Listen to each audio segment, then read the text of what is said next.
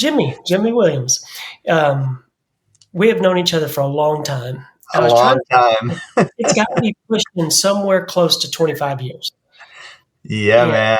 Our families grew up together. Our kids grew up together, and you and I did a lot of stuff together. We were in church together for a long time, and did a lot of music together, and just hung out, did life together. And so, yeah, dude, this is awesome. I can't think of anybody else I'd rather have a conversation with than you. that's awesome. It is really cool full circle. Jimmy pulled me out of retirement from my old band days, playing in those CD establishments, and got me on a worship team in a youth band on Wednesday nights. And I was blown away by participating in that. And then we went from there to a startup church. And I got to serve under Jimmy's leadership as the worship pastor. He was the worship pastor, and I got to serve on his team for a number of years there. And that was well before the technology of companies such as Loop Community. We were analog. We had the books and the paper and the sheets and the That's binders right. and Big binders. all the things. It was awesome. So we go way back, Yeah. and got to cross paths many times over these last 20 to 25 years. And then to get to sit down recently and kind of reconvene this way has just been a pleasure. And so part of why we're here today is, and I do want to hear a little bit about that story of kind of how you landed with Jesus culture. Mm-hmm. And then I want to get into the more prominent question of you said something at a meeting we had recently, a coffee meeting, that really struck me. And I thought this is something that people need to hear when they're writing for the church specifically. So tell us a little bit of how you landed where you are right now. Yeah, man, it's been a journey for sure. I think when you and I first started hanging out, I had been in Christian music for about 8 years, more on the administrative side, and I was doing copyright and royalties. Started with Brentwood Music, which was like the mom and pop company that eventually became Provident Music. It was Jim Van Hook's company, and we were a tiny instrumental music company at the time. But I was there during a lot of transition of them being purchased, and then that parent company buying Reunion Records, and then eventually buying Benson Records, and merging all that together to form Provident Music Group. So it was a season of a lot of change and some really cool stuff that was going on in music. And I always tell people, like, my first claim to fame in the music business is I got to do all of the song agreements for the Jars of Clay first record, which was super cool. But yeah, so when you and I met, I had just started to transition out of there during that 8 years that I was working in Christian music. At the same time, I was leading worship at church, and I loved what I did on the business side, but my heart was really more on the worship side, leading worship, and just pastoring people, raising up young leaders. And so that was my passion. And eventually I had the opportunity to step into that full time, which is where you and I started hanging out and doing music together. And it was awesome. It was a really, really sweet time. It was a lot of hard work. Planning churches is no joke. And so anybody that's ever done that gets what I'm saying. But it was also a time of real blessing. There's a lot of fruit and relationships that still exist today. I mean, we still have a lot of great friends that were part of that that season there with our church. But eventually that church began to wrap up, and I ended up going back into the music business. At the time, I started working for what was then EMI Christian Music.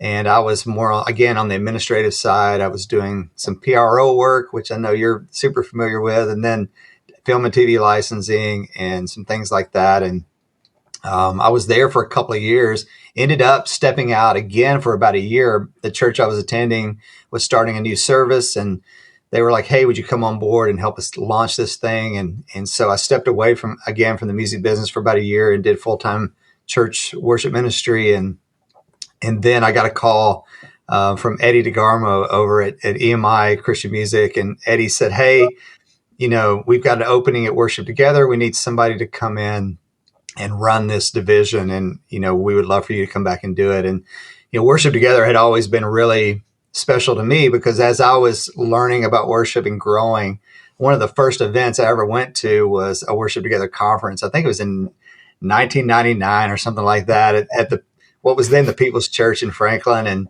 man, it just blew my mind. I was like, Matt Redman was there and some guys from the UK were over and Sonic Flood was there. And it was just, amazing. And I'd never experienced anything like that in that type of setting. And you and I both were like, we grew up being in bands, like we were band guys. And so it's really the first time I'd ever experienced worship in like a real modern context with a band and great musicians and all these kind of cool sounds and guitars. And man, I just walked away from that like, what in the world was that? And how can I be involved more with that? And so when EMI called and Eddie called and said, hey, would you come back and run Worship Together? I went to my church leadership and shared with them, and it was unanimous. Everybody said, you know what, this is who you are. This is such a passion of yours. You should go do it. And so that started, I didn't know that I would be there as long as I was, but it started a 17-year kind of stint and term there at EMI would become Capital Christian Music Group. And man, it was just such an incredible ride. I was so grateful for all of the years that I was there. I got to work with so many of my heroes in the worship world and, be a part of some songs that went around the world. And it was just super special time, man. And I was so grateful. And, I think probably a couple of years ago, probably during 2020, like COVID, as it did for many people, just gave everybody a chance to sort of take a step back and ask a lot of questions like, am I really doing what I feel like I need to be doing right now? Is there something else, that God has for me? And I think it probably started in 2020 when I first, for the 15, 16 years I'd been there, for the first time I started to think, you know what, there may be like another season, there may be something else that, that I should do, eventually. And I didn't know what that was. I didn't know when it was. And it sort of nagged me. I'd say it kind of nagged me and chased me for about 2 years. And at times it was frustrating because I was like, man, I feel this, but I don't really know what it is. And so I had some good friends praying with me. And of course, Jennifer and I were praying together. And in the summer of 2022, I got a call from a good friend who was a part of Jesus Culture and said, hey, we've got we realize here that we need a full-time president for the label. Your name is at the top of that list. Would you consider this? And, I knew at the time, when I got the call, I was like, I think this might be what we've been feeling, for 2 years. But, we, did the due diligence and, did a bunch of conversations and make sure they knew what they were getting with me. And I knew what I was getting into, but every step of the way, God just confirmed, just that, hey, this is a season. Like everything that's happened in your life and your ministry up to this point is preparing you for this season. And so I felt really just a ton of peace, even though it was hard to step away from everything that we had built at Capital Worship Together, and we had there's an amazing team there. And the good thing is we'd hired good people. We had really trained people up. And so me transitioning out eventually was a celebration in a lot of ways for me and for that staff. But it was, from a business standpoint, it's kind of a non-event because they were already kind of running things. And I was able to move into this new role with Jesus Culture and just hit the ground running. And so it's been just an amazing, almost a year now since I stepped into that position. And and I'm loving it, man. I'm just affirmed every day. That's like, God is He knows better than I do, what my steps should be. And so I'm just super grateful that it's kind of landed the way it has. That's amazing, Jim. The reason I wanted you to share that is because it's real important that folks hear and know that the infrastructure behind the worship teams they hear and the worship songs that do go around the world and and really help penetrate heart. So many of the folks behind that, to hear your heart is for worship. Your heart is for the church. It's not just, well, this is a business and it's all about money. It's like you are a worship pastor, and you come to this with the experience of 20 plus years of the industry and the knowledge of how to make the infrastructure work, for and within the church, but it's not void of the heart and the reason why you're doing it. And that's really special. And we would like to think that that's not unique, but in the business of things, sometimes that can be unique. And so recently you and I got to reconnect and sit down over a cup of coffee, and it was just a great time. And you were just sharing, like, coming in to this role and speaking with the team. You were sharing something that you kind of used as a rule of thumb for writing for the church. And I've never heard this perspective. There may be others that have done it and do it and talk about it, but I've not heard anybody speak of this. But the template of the Lord's Prayer, by way of writing for the church for worship, was something that just really struck with me and just stayed with me for a while. And I remember reaching out and saying, "Hey, would you mind sharing this with Loop Community and the interview that we do, because I think it's just really important to be heard."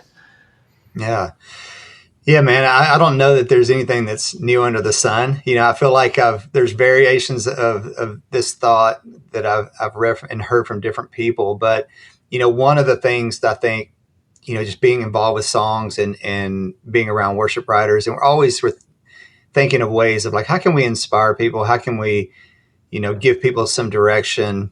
Maybe even a little bit of like a bumper of, like, if you see a lot of songs heading a certain direction thematically, whatever, it's like, how do you bring people back to sort of like the center of, like, hey, maybe this is what we should be focused on or writing about.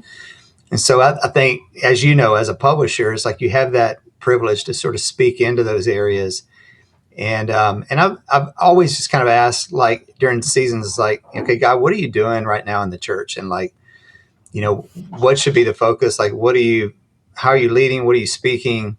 And to be able to share that, with writers, not that they don't hear it on their own, but just for us collectively to talk about, just like, here's what we feel like, the church really wants to sing right now. And I was doing some study on the Lord's Prayer. I wasn't even studying it from a music standpoint. I was really studying it more from a prayer standpoint. I got really involved with prayer ministry at our church over the last couple of years and became really passionate about it, and just read a ton of books and just tried to learn as much as I could. And I was studying that prayer, in Matthew, and I noticed as I was reading through it, I was like,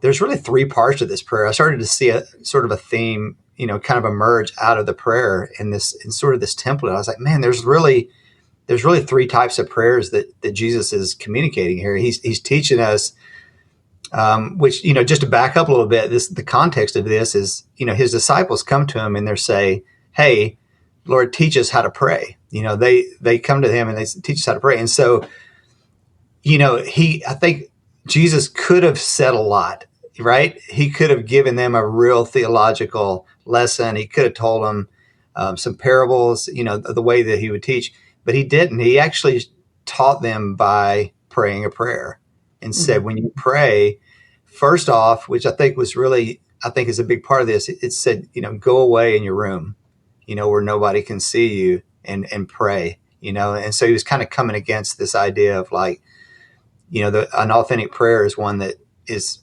really nobody else sees it, but God sees it. And that's what God honors. And so that meant something to me. And then as I began to read through this prayer, I realized there was these three distinct sections of the prayer. And, even starting from the beginning with our Father in heaven, hallowed be your name. I was like, man, that's like a prayer of reverence, right? That's worship right off the spot. It's like, before we even get into, like, asking for anything, making any petition, anything like that, we're actually starting with worship, just recognizing who God is, recognizing his attributes. And so I was like, man, that's a prayer of reverence. And then I read through and I got into the next section there. It's like, your will be done, your kingdom come, your will be done on earth as in heaven. And I was like, man, like that's praying for something that's not yet, but is coming. Mm. And I said, to me, that's a prayer of transcendence. In other words, we're praying across time and space, in faith of what Jesus has promised that he's going to do in the end, and that prayer beautifully ties into Revelation. When we get into Revelation 4 and 5, and you start getting that image of Jesus, the resurrected and the King Jesus that John sees and describes in Revelation, we start understanding like that prayer is actually reaching forward through time and space to a time when Jesus is going to return. And we're praying those things that they would happen on earth, just like they are in heaven. So I was like, man, what a beautiful like prayer of transcendence, a prayer that actually is bigger than anything that's around me. It actually transcends space and time.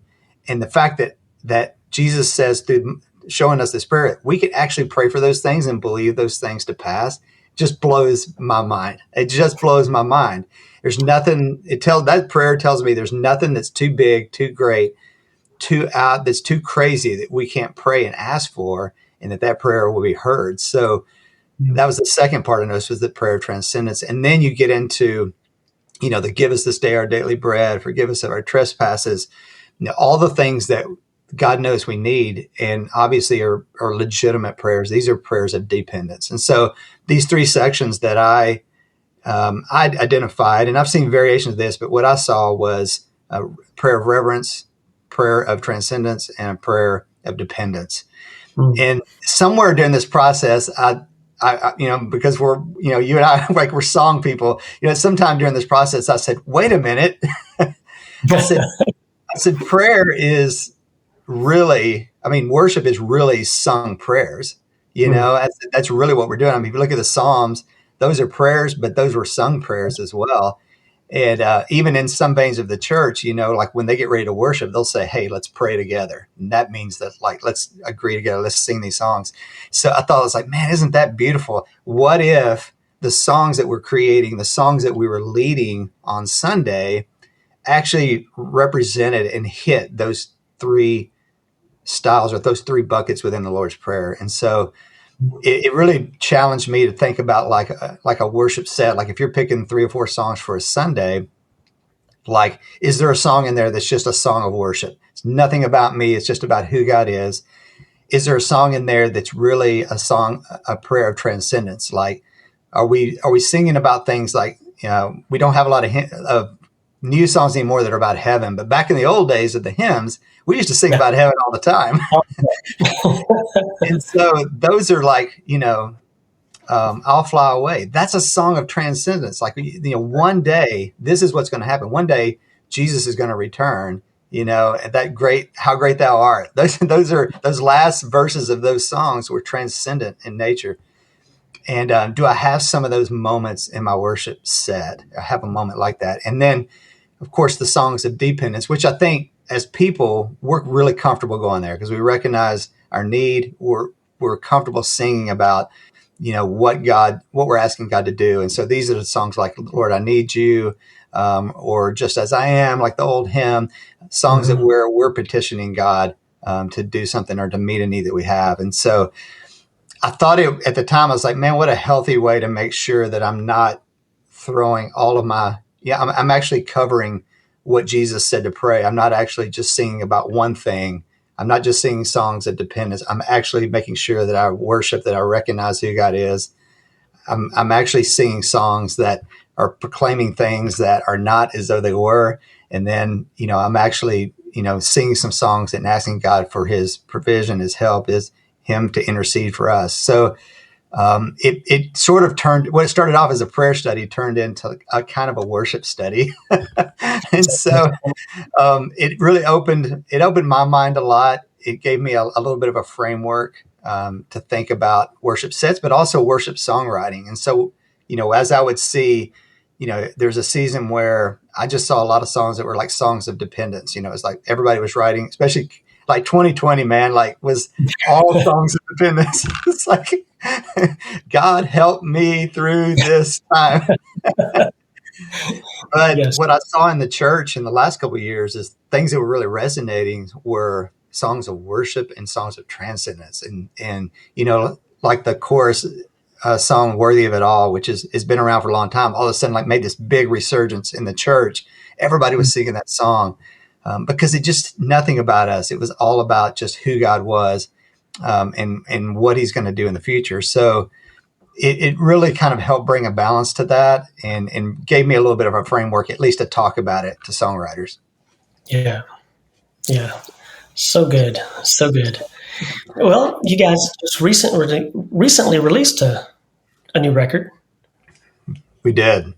Yeah. Yeah. Pretty It exciting. was, it was amazing. When I came on with Jesus Culture, it was November of 2022, and they were already sort of thinking album. They had done some writing for that, and but there wasn't any firm plans, and so I really kind of stepped into the thick of it. And granted, like me, man, like I'm a publishing guy, like I understand the recording side of things, but that's not where I spent 17 years. I spent 17 years helping develop songs and That's right. resource the church, and so the recording piece of it. Luckily, I had some great partners with our label, and they helped us kind of get around producers and recording and like how we're going to do that. And but man, it was amazing. We started kind of into the process in November. We recorded in March, which felt really fast to me.